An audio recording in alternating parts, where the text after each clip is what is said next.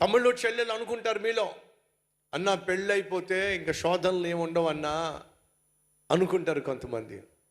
కానే కాదు, దావీదుకు పెళ్ళయింది. పెళ్ళం ఉంటే చాలన్నా, పరాయి స్త్రీ దగ్గరికి, పరాయి పురుషుని దగ్గరికి పెళ్ళైతే చాలు, వెళ్ళాల్సిన అవసరం ఏమిటి? దావీదుకు చాలామంది పెళ్ళాలు ఉన్నారు. అర్థం చేసుకోవాల్సింది ఏమిటాయా అంటే, పాపానికి లిమిట్స్ లేవు, పాపానికి బౌండరీస్ లేవు. అజాగ్రత్తగా నువ్వు ఉంటే, అప్రమత్తంగా నువ్వు ఉన్నట్లయితే, అప్రమత్తంగా నువ్వు ఉండకపోయినట్లయితే ఖచ్చితంగా పాపంలో పడతావు. దావీదు పాపంలో 20 సంవత్సరాల వయసులో బళ్ళ, 30 సంవత్సరాల వయసులో బళ్ళ, 40 సంవత్సరాల వయసులో బళ్ళ, 50 సంవత్సరాల వయసులో పడ్డాడు.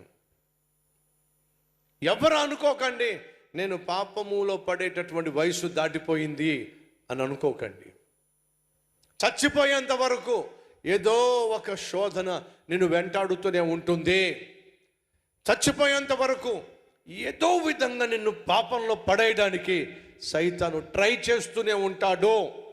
ఈ మాట చెప్తున్నప్పుడు దావీదు వృద్ధాప్యమందు 69 సంవత్సరాల వయసులో కూడా పాపంలో పడేయటానికి సైతాను ట్రై చేశాడు.